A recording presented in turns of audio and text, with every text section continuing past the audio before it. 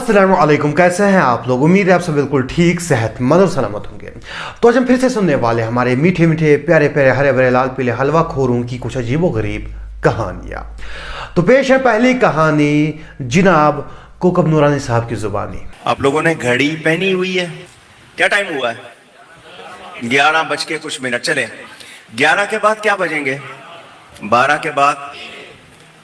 ये जो बच्चा छोटा सा बैठा है मेरे सामने, गिनती आती है बेटा? 11, 12, 13। बच्चा है वो, और घड़ी में 11, 12 और फिर ये क्या मतलब है? पहले चाबी वाली होती थी, अब क्वार्ट्ज घड़ियां आती हैं आपके पास। हाथ में घड़ी है, उसमें 11, 12 फिर 1। मैंने ध्यान से देखा, मैंने कहा वाह वाह, ये तो घड़ी भी सुन्नी है। 11 से इशारा 11वीं वाले गौस पाक की तरफ, 12 से इशारा 12 रबीउल अव्वल वाले नबी की तरफ, 1 से इशारा अल्लाह की तरफ। तुम 11वीं वाले से मिलो, वो 12वीं वाले से मिलाएगा, 12वीं वाला तुम्हें खुदा से मिलाएगा। जहाँ पर बाकी कौमें जो हैं उनके बड़े बूढ़े जो हैं पहले खुद चीज़ें ईजाद करते हैं और अपने शागिर्दों को चीज़ें ईजाद करना सिखाते हैं, इन्वेंशंस करना सिखाते हैं और अपनी कौम को आगे बढ़ाते हैं और उनको तरक्की की तरफ ले जाते हैं। वहीं पर हमारे बड़े बूढ़े जो हैं पहले खुद बिदात ईजाद करते हैं और फिर अपने शागिर्दों को बिदात ईजाद करना सिखाते हैं और अपनी कौम को बेवकूफ़ बनाते हैं और उनको जहालत की तरफ ले जाते हैं। क्योंकि बरेलवी हजरात जो हैं वो घड़ी नहीं बना सकते, तो इसीलिए इन लोगों ने अब घड़ी को ही बरेलवी बना दिया है। अगर पीटर हेनलिन जिसने घड़ी ईजाद की थी उसको मालूम पड़ता कि एक क्रिश्चियन की बनाई हुई घड़ी इंडिया पाकिस्तान पहुंचने के बाद अचानक से बरेलवी बन जाएगी, तो शायद वो घड़ी ईजाद ना करता। अगर इनके लॉजिक के हिसाब से देख लिया जाए तो इनके मुताबिक घड़ी में जो 11 है उससे मुराद इनके जो गौस है, यानी कि शेख अब्दुल कादिर जिलानी, हमारा गौस तो अल्लाह है, और 12 से मुराद नबी सल्लल्लाहु अलैहि वसल्लम है, और 1 से मुराद अल्लाह है। लेकिन फिर तो घड़ी यहीं ख़त्म हो जानी चाहिए थी, क्योंकि अल्लाह के बाद तो कुछ नहीं है। अल्लाह ने ही सबकी शुरुआत की है और अल्लाह ही सबको ख़त्म करेगा। अल्लाह के बाद तो कुछ नहीं है। लेकिन घड़ी में 1 के बाद 2 आता है, 2 के बाद 3 आता है, 3 के बाद 4 आता है। घड़ी 1 पर ख़त्म नहीं होती। तुम 11वीं वाले से मिलोगे, वो तुम्हें 12वीं वाले से मिलाएगा, और 12वीं वाला तुम्हें अल्लाह से मिलाएगा, और अल्लाह तुम्हें किससे मिलाएगा? क्योंकि वहां पर तो 1 के बाद 2 आता है। नाऊज़ बिल्लाह 2 अल्लाह से मिलाएगा, नाऊज़ बिल्लाह अल्लाह मुझे माफ़ करे, अल्लाह तो एक ही है, तो वहां पर 2 क्यों है? फिर वहां पर घड़ी तो फिर 1 पर खत्म हो जानी चाहिए थी, लेकिन ऐसा नहीं होता। तो इसीलिए बेनूर कोकब नूरानी साहब को चाहिए कि वो गैर मुस्लिमों की ईजाद करदा चीज़ों से अपने बिदात साबित ना करें, क्योंकि कुरान और हदीस में इनके जो बिदात है वो कहीं लिखे नहीं है। तो इसीलिए अब ये लोग गैर मुस्लिमों की ईजाद करदा चीज़ों से अपने बिदात साबित करते हैं। खैर, चलते हैं अगली कहानी की तरफ। हमारी घड़ी भी प्यारी है, घड़ी भी सुन्नी है। ये पहले बजाती है 11, हाथ उठा के सुभान अल्लाह। पहले बजाती है 11, 11 के बाद 12 और फिर 1। अब आप देखें, घड़ी पे नजर करें, घड़ी में सबसे ऊपर, आपकी पूरी तवज्जो यहाँ, घड़ी में सबसे ऊपर कौन सा हिस्सा है? घड़ी देखिए, अब उसका टेस्ट है आप सबसे, ठीक है? घड़ी में सबसे ऊपर कौन सा हिस्सा? 12। सब बोले 12। जो बोले 12, अल्लाह पाक 12वीं के सदके में उसको हाजी बना दे। मीठा मीठा मदीना है। घड़ी में सबसे ऊपर कौन सा हिस्सा है? 12। अब नीचे आइए, उल्टे हाथ पे कौन सा हिस्सा है? 11। अब आपने जोड़ी बनानी है सामने वाले हिस्से से, ठीक है? 11 के सामने इसी तरह जोड़ियां बनती चलाएंगी। 11 के सामने कौन सा हिस्सा है? 1। 11 और 1 12। फिर नीचे आइए, 11 से नीचे क्या है? 10। 10 के सामने 2, 10 और 2 12। और नीचे आइए, 10 से नीचे क्या है? 9। 9 के सामने 9 और 3। और नीचे आइए, 9 से नीचे क्या है? 8। 8 के सामने 4। 8 और 4 12। फिर और नीचे आइए, 8 से नीचे क्या है? 7। 7 के सामने 5। 7 और 5। फिर और नीचे आइए, आखिर में क्या है? 6। 6 को डबल कर लें, क्या बात है? 12। तो 12वीं हमारी तो रूह में सारी है 12वीं। इसे कहते हैं मुतमाइन बेगैरत। जी हाँ, मुतमाइन बेगैरत। एक तो बेगैरती करो और वो भी मुस्कुराते हुए बयान करो। पहले इन लोगों ने हवा में बाबे उड़ाकर फिजिक्स का कत्ल किया, उसके बाद इन्होंने मुर्दे बाबे जिंदा करके बायोलॉजी का कत्ल किया, और अब ये लोग मैथ की ऐसी तैसी करने पर तुले हुए हैं। अगर इस बंदे का मेथड देख लिया जाए तो इस बंदे ने घड़ी में जो अपोजिट नंबर जो होते हैं, यानी सामने वाला नंबर जो होता है, उसको प्लस किया है। जैसे कि 10 के सामने 2 है, 10 प्लस 2 12, और 9 के सामने 3 है, 9 प्लस 3 12, 8 के सामने 4 है, 8 प्लस 4 12। लेकिन एक मिनट, जैसे ही ये बंदा 6 पर पहुंचा तो इसको क्या करना चाहिए था? 6 प्लस 12 हो गए 18, क्योंकि 6 के सामने 12 आता है। लेकिन इसने ऐसा नहीं किया, इसने 6 को 6 से प्लस किया।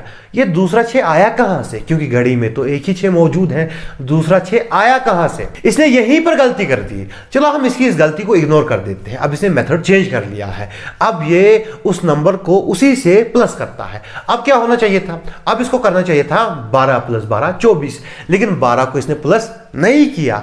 भाई घड़ी में सारे जो मौजूद नंबर हैं उनको आपको प्लस करना है, लेकिन 12 को प्लस क्यों नहीं किया? चलो हम कर देते हैं।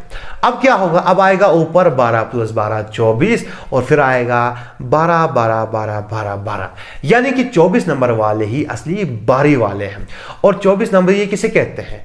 वहाबियों को। और वहाबियों में ये देवबंदी और अहले हदीस को शामिल करते हैं। और इसके मेथड से तो अहले हदीस और देवबंदी जो है वो असली बारी वाले साबित हो रहे हैं। और अजीब बात यह है कि जो असली बारी वाले हैं वो 12वीं यानी मिलाद नहीं मनाते। ये बंदे खुद तो इजाद करते नहीं हैं, लेकिन जो काफिरों ने इजाद चीजें की होती हैं उससे अपने बिदात प्रूव करने लग जाते हैं, और वहां पर भी प्रूव नहीं कर पाते हैं, वहां पर भी ऐसे अजीबोगरीब बेतुके लॉजिक देते हैं।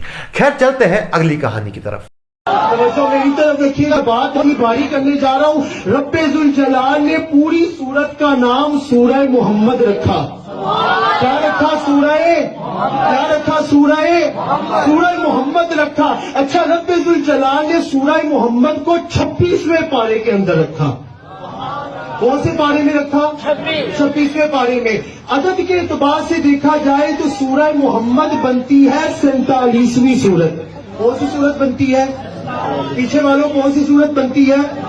47वीं सूरत। अब 26वें पारे में 47वें नंबर सूरत को रखा। 26 के 2 हिस्सों को अलग करके अगर जरब दे तो क्या बनता है? 2 ज़रब 6 करें, क्या बनता है? जरा ऊंचा बोले। 2 ज़रब 6 करें, क्या बनता है? जरा ऊंचा बोले, पीछे वालों को सुनाई नहीं दे रहा। 2 ज़रब 6 करें, क्या बनता है? 47वीं नंबर सूरत। इनके हिस्सों को अलग करे, 4 को जमा करे, 7 में क्या बनता है? क्या बनता है? जरा ऊंचा बोले, पीछे वालों को नहीं सुनाई दे रहा। क्या बनता है? क्या बनता है? तो रब्बे जुल जलाल ने बताया 11वीं की निस्बत मिल जाए तो 12वीं भी मिल जाती है। 11वीं की निस्बत मिल जाए तो 12वीं भी मिल जाती है। 12वीं की निस्बत मिले तो रब्बे जुल जलाल फरमाता है वलौ अन्नहुम इज़ ज़लमू अनफुसहुम जाऊका फस्तगफिरुल्लाह वस्तगफर लहुमुर रसूल लवजदुल्लाह। 11वीं की निस्बत 12वीं तक ले जाती है, 12वीं की निस्बत रब्बे जुल जलाल तक पहुंचाती है। यही होता है जब बच्चा मैथमेटिशियन बनना चाहता हो, लेकिन घर वालों के दबाव में आकर वो मौलवी बन जाए, और वो भी बरेलवी हजरत का मौलवी। उनके लॉजिक अजीब होते हैं। इसने पहले ही मैथ का कत्ल कर दिया, एक जगह पर प्लस किया, एक जगह पर मल्टीप्लाई कर दिया। खैर हम इसको इग्नोर कर देते हैं। अब इसने अपनी दलील से 11वीं और 12वीं साबित की है, लेकिन दलील मैं भी देता हूं, ठीक है? और मैं मल्टीप्लाई नहीं करूंगा, मैं प्लस नहीं करूंगा। अगर आप किसी भी बरेलवी से पूछेंगे मेरे भाई आप 24 नंबरी किसे कहते हैं, वो कहेंगे वहाबियों को, क्योंकि ये लोग 24 नंबर जो है वो वहाबियों के लिए इस्तेमाल करते हैं। अब हम खोलते हैं कुरान शरीफ, और कुरान शरीफ की सूरह नंबर 24, और सूरह नंबर 24 क्या है? सूरह नूर। यानी कि 24 नंबर के बनोगे तो नूर तक पहुंचोगे। और नूर क्या है? अल्लाह ने खुद को जमीन और आसमान का नूर बताया है, यानी कि अल्लाह नूर है। यानी 24 नंबर के बनोगे तो नूर तक पहुंचोगे, और नूर अल्लाह है, यानी 24 नंबर वाले बनोगे तो अल्लाह तक पहुंचोगे। इसका मतलब यही हुआ कि 24 नंबर वाले ही सही है, 24 नंबर वाले ही असली अल्लाह वाले हैं। मेरी दलील को ये लोग रद्द कर देंगे, लेकिन अपनी दलील को अपने पास रखेंगे। मेरे भाई सीधी सी बात है, आपके मेथड से ही मैंने इनको सही साबित किया है, लेकिन मेरी दलील नहीं मानने वाले। खैर मेरी दलील जो है वो सही नहीं है, क्योंकि इस तरह से कोई सही साबित नहीं होता। और वहाबी यानी कि देवबंदी और अहले हदीस खुश ना हो मेरे भाई, इस हिसाब से कोई सही साबित नहीं होता, इस हिसाब से कोई जन्नत नहीं जाएगा। क्योंकि जन्नत में वही जाएगा, सही वही है जो कुरान शरीफ को थामे हुए हैं और हदीस को थामे हुए हैं। इस तरह से ये जो नंबर को प्लस करने से माइनस करने से इस तरह से कोई सही साबित नहीं होता। और इन लोगों को भी परहेज करनी चाहिए ऐसी चीज़ों से, इस तरह से प्लस माइनस नहीं करना चाहिए। इस तरह से कोई सही साबित नहीं होता, इस तरह से 11वीं साबित नहीं होती, 12वीं साबित नहीं होती। इस तरह से तो फिर वहाबी भी जन्नती साबित होते हैं, जिनको आप काफिर कहते हैं। खैर चलते हैं अगली कहानी की तरफ। जो मुफ्ती आजम जो नाना थे ताजुश शरिया के, वो बहुत बड़े बुजुर्ग हमारी जमात के गुजरे हैं। उनका कहना यह था कि जब भी मैं अपने कमरे में अकेला रहूं, इजाज़त के बगैर कोई आया न करे। मुंबई में एक दिन अकेले कमरे में थे, कमरे में चले गए थे। उनका क़याम जिस शख्स के घर पे था, हाजी साहब का नाम गालिबन इब्राहिम बताया जाता है। उनके यहाँ तो हाजी साहब ने दूध गर्म किया, सोचा कि खाना नहीं खाया तो दूध पिला दूँ। दूध लेकर जैसे ही कमरे में दाखिल हुए तो क्या देखा कि हुजूर मुफ्ती आजम अलैहिर्रहमा के टुकड़े टुकड़े हैं, टुकड़े टुकड़े पड़े हुए हैं। ये तो चीख मार के बेहोश होकर बंदा गिरा, हाथ से दूध का गिलास छूटा, कालीन पर दूध गिरा, ये भी गिरा। जब इसको होश आया तो मुफ्ती आजम सामने थे, इसलिए सदमे में बेचारा गिरा कि मेरे घर में किसने मर्डर कर दिया मुफ्ती आजम का। मैं जिंदगी भर लोगों को क्या जवाब दूंगा, इतनी बड़ी हस्ती को मेरे घर में काट पीट के लोगों ने डाल दिया। लेकिन जब ये वो होश में आया तो सरकार मुफ्ती आजम सामने खड़े थे, मुस्कुरा के कहते हैं हाजी साहब ये दूध मेरे हिस्से का नहीं था, कालीन का हिस्सा था, कालीन ने पी लिया। मैंने पहले ही कहा था कि मेरे कमरे में इजाज़त के बगैर मत आया करो। आप आए कैसे? कहा सरकार वो जो भी हुआ ये बताओ कि ये क्या था। ये मैंने तो आपके टुकड़े टुकड़े देखे ना, ये क्या था? कहा जी साहब जब तक मैं हयात रहूं पहले वादा करो किसी को बताओगे नहीं। कहा क्या था? एक जुमला का हुजूर मुफ्ती आजम ने, उसकी लज्जत लीजिए, क्या प्यारा जुमला का। कहा जी साहब मैं कतील इश्क रसूल हूँ।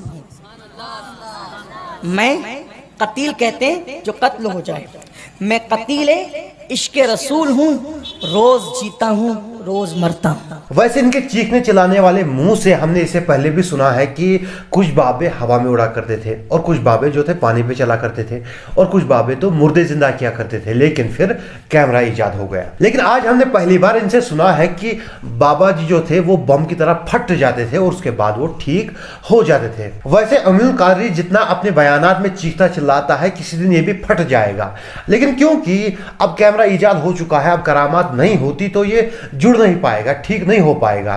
तो ये अधूरी करामत मानी जाएगी कि अमीनुल कादरी फट तो गया लेकिन फिर जुड़ नहीं पाया क्योंकि कैमरा ईजाद हो चुका है। सही बुखारी की हदीस है कि उर्वा बिन जुबैर फरमाते हैं कि उनके वालिद साहब यानी कि हजरत जुबैर रज़ियल्लाहु अन्हु, उनको जंगों में कई सारे जख्म लगे थे, जिसमें 3 जख्म बड़े थे और उनमें से एक जख्म इतना बड़ा था कि उसमें बचपन में उनकी उंगलियां चली जाती थी, इतना गहरा जख्म था।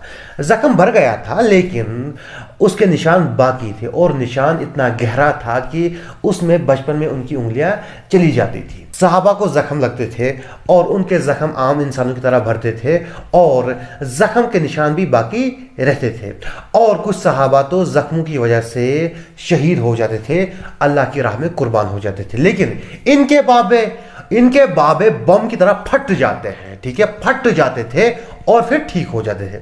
सहाबा को जख्म लगते थे तो वो आम इंसानों की तरह ठीक होते थे, यहाँ तक कि कुछ तो शहीद भी हो जाते थे। लेकिन इनके बाबे जो थे वो पीस हो जाते थे, फट जाते थे, अलग अलग हो जाते थे, लेकिन फिर भी उसके बाद जुड़ जाते थे और बिल्कुल ठीक होते थे, निशान भी बाकी नहीं रहते थे। मुझे समझ नहीं आता कि ये करामात जो इनके बाबाओं के पास थी ये सहाबा के पास क्यों नहीं थी। हालांकि ये खुद कहते हैं कि इनके बाबे जो है किसी सहाबी की जूती की धूल के बराबर भी नहीं है, लेकिन फिर भी जो करामात इनके बाबाओं के पास थी वो सहाबा के पास नहीं थी। खैर मैं किसी अल्लाह के वली की तौहीन नहीं कर रहा हूँ और अल्लाह के वलियों की मैं दिलो जान से इज्जत करता हूँ और किसी वली की तौहीन करने के बारे में मैं सोच भी नहीं सकता। लेकिन ये लोग रोटियों और बोटियों के लिए अल्लाह के वलियों के लिए ऐसी झूठी कहानियाँ गढ़ते हैं जिनका उनसे कोई ताल्लुक नहीं है। असल में ये लोग तौहीन कर रहे हैं अल्लाह के वलियों की, ऐसी झूठी कहानियाँ गढ़ते हैं और उसके बाद गैर मुस्लिम जो हैं वो ये कहानियाँ अपने पेजेस पर, अपने चैनल्स पर चलाते हैं और कहते हैं देखो इस्लाम क्या कहता है। हालांकि इन कहानियों का इस्लाम से कोई ताल्लुक नहीं है, वलियों से कोई ताल्लुक नहीं है और ये सरासर झूठी कहानियाँ हैं जिनका दीन से कोई ताल्लुक नहीं है। खैर आज की वीडियो यहीं तक थी। अगर आपको वीडियो पसंद आई हो तो वीडियो को लाइक कर सकते हैं, चैनल को सब्सक्राइब कर सकते हैं और वीडियो को ज़्यादा से ज़्यादा शेयर कर सकते हैं। मिलते हैं अगली वीडियो में। अस्सलामु अलैकुम।